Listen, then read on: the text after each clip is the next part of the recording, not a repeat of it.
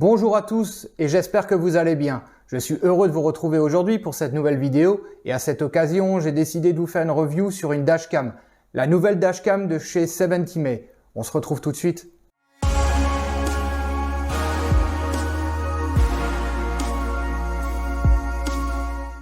Alors, il faut savoir que le marché des dashcams est un marché en plein boom, avec des ventes qui se sont multipliées en quelques années. L'intérêt pour ces petits boîtiers est grandissant et n'est vraiment plus considéré comme un gadget, mais bien dans une solution efficace et légitime partout en Europe. Il est même devenu presque obligatoire dans certains pays du monde.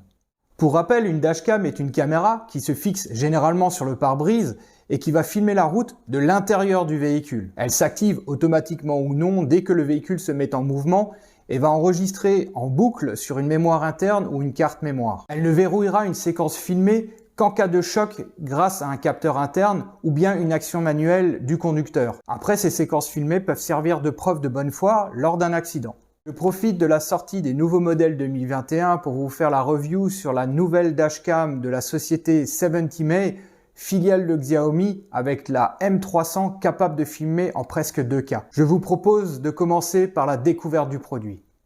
Au niveau de l'emballage, le fabricant nous gratifie d'une jolie boîte cartonnée présentée en 2 couches tout en sobriété. Aussi, sur la première couche, il y a sur la face avant un rappel en logo graphique de la dashcam avec la référence du produit.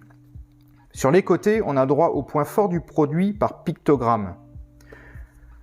Et au dos sera présent l'essentiel des caractéristiques du produit et c'est tout. Sur l'emballage principal, on retrouve le même rappel de la face avant que sur la première couche et la marque du produit sur les 2 côtés. Comme vous pouvez le constater, le contenu de la boîte est plutôt léger, car en plus de retrouver notre dashcam, il y a en accessoire à disposition 2 stickers électrostatiques transparents qui se placent sur le pare-brise, un autocollant double phase de remplacement, un cordon d'alimentation USB vers micro USB d'une longueur d'environ 3 mètres et un chargeur USB au format allume-cigare. Pour finir, il est inclus une notice d'utilisation multilangue. Malheureusement, le français n'en fait pas partie. Lors de la première prise en main, la dashcam semble de bonne qualité malgré qu'elle soit entièrement en plastique. Celui-ci est qualitatif et donne un sentiment de robustesse au produit. Au niveau des dimensions, elle est vraiment compacte et se présente sous la forme d'un cylindre de 9 cm de longueur et d'un diamètre de plus de 3 cm. Elle pèse également moins de 80 grammes. Sur la face avant est présent l'objectif de la caméra. Celui-ci est composé d'un capteur de 3 mégapixels avec une résolution de 2304 par 1296 pixels et un champ de vision de 140 degrés. Aussi, la lentille de protection semble en verre avec un léger traitement anti-reflet. Juste à côté se trouve le haut-parleur intégré. Sur le côté droit, on trouve la seule commande présente sur la dashcam. Il s'agit d'un bouton multifonction qui permet par exemple d'allumer ou d'éteindre la caméra ou encore de sélectionner le mode d'enregistrement. Autour de celui-ci est présent un anneau LED qui donnera le statut de la caméra par 3 codes couleurs. Et juste à côté, on découvre un petit orifice qui n'est autre que le micro de la caméra et qui permet d'utiliser la commande vocale de celle-ci. Sur le côté gauche, on découvre un port USB pour l'alimentation du produit. Alors malheureusement, celui-ci est en micro USB et c'est bien dommage. L'utilisation d'un port en USB type C aurait été vraiment souhaitable. Juste en dessous se trouve le slot pour la carte mémoire de type micro SD. D'ailleurs, et c'est un point à prendre en compte, la M300 n'accepte que des cartes mémoire de 16 à 128 Go en classe 10. Pour finir sur ce côté, on a également un petit bouton pour faire le reset. Le dernier point est le système de fixation de la dashcam. Celui-ci est composé d'un support avec d'un côté une partie autocollante qui ira se fixer sur le pare-brise et de l'autre une partie articulée que l'on pourra verrouiller une fois réglée avec une vis à main. Alors, l'installation d'une dashcam n'est pas compliquée en soi, car il suffit simplement de la fixer sur le pare-brise et de l'alimenter via un port USB si votre véhicule en est équipé, ou bien par l'adaptateur type allume-cigare qui est fourni avec. Non, le plus compliqué sera, si l'on veut bien sûr faire une installation propre et discrète, de faire circuler le cordon d'alimentation à travers le véhicule. Entre nous, il faudra un petit peu de patience et de self-control pour réussir cette mission, car le démontage de certains caches et de garnitures intérieures pour y faire circuler le cordon n'est vraiment pas chose aisée. Je vous conseille d'ailleurs de bien étudier le cheminement avant de vous lancer, histoire de ne pas démonter inutilement des garnitures qui peuvent être compliquées à remettre. Dans mon cas, il m'aura bien fallu 40 minutes pour finir l'installation et je n'ai vraiment qu'un mot à dire. Alors messieurs les constructeurs automobiles, il serait peut-être temps de prendre en compte ce genre de dispositif et ça serait vraiment cool pour vos clients que vous installiez un port USB à cet endroit-là. Merci. Au final, je trouve le résultat plutôt sympa car la M300 est plutôt compacte, elle se révèle donc assez discrète une fois installée. Après avoir installé la dashcam, il faudra bien la configurer pour l'exploiter correctement. Et comme vous l'avez sûrement remarqué, elle est dépourvue d'écran. Il n'y aura donc pas d'autre choix que d'utiliser l'application du fabricant pour communiquer avec elle. Application qui est d'ailleurs disponible aussi bien sur Android que iOS. Il faudra donc installer l'application 70may et l'ouvrir. Il faudra également veiller à ce que la dashcam soit allumée et que le smartphone soit connecté dessus via le Wi-Fi. Au premier lancement, on n'échappera pas aux habituelles étapes de création de compte et appairage de la caméra. Si tout se passe bien, elle devrait être vue et disponible avec le statut Connected. Pour accéder à celle-ci, il suffira de la sélectionner.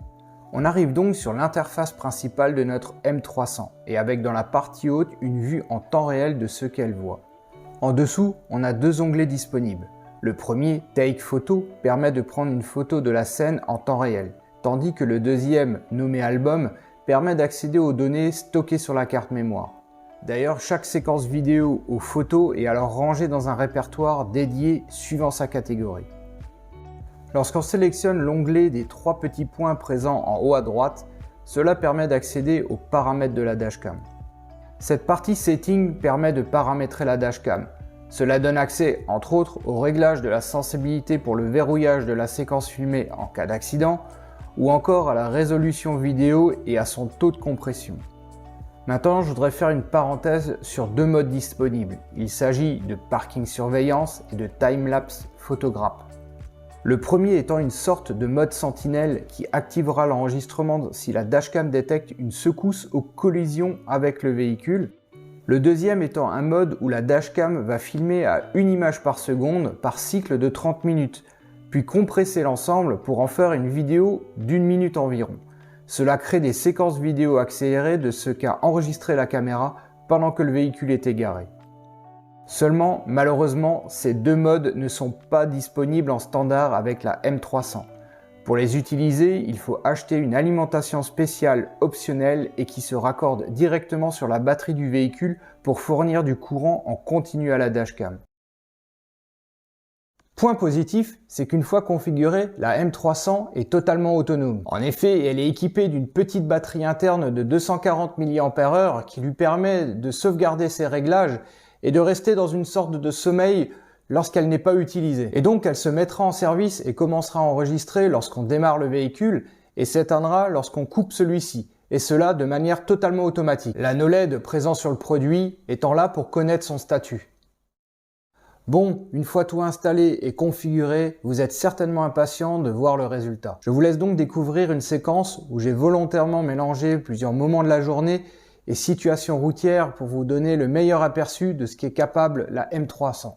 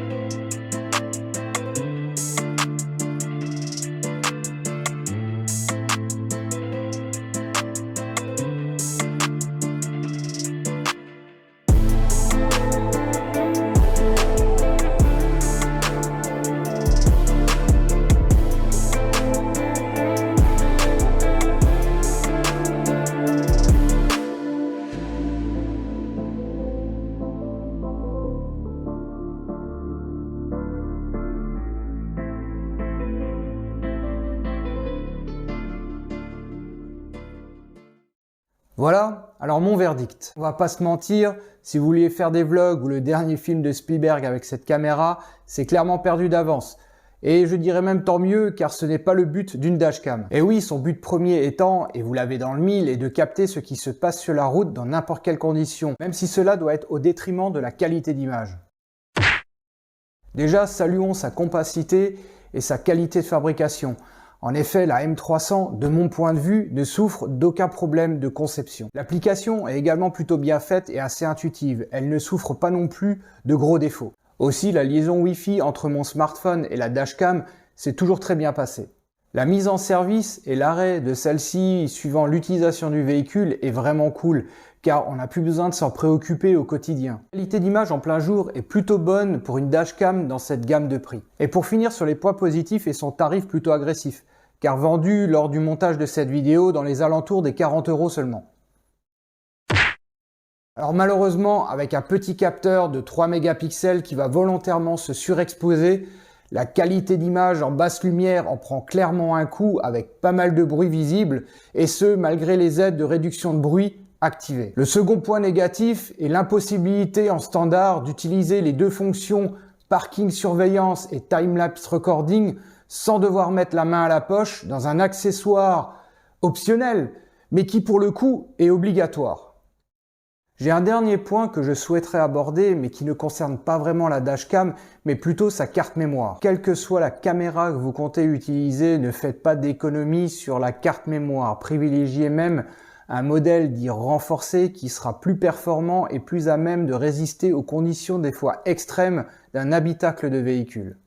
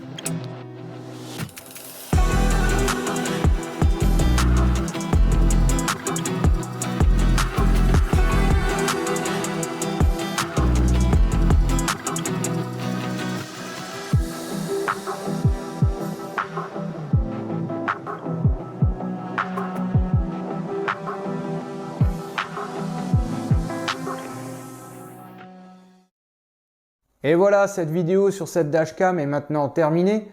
Si jamais vous avez des questions sur le produit, n'hésitez pas à me les laisser dans les commentaires. Laissez-moi également un petit pouce bleu pour me soutenir. Et puis bon, si c'est pas déjà fait, abonnez-vous à ma chaîne. Et moi, je vous dis à très bientôt pour une nouvelle vidéo. Ciao!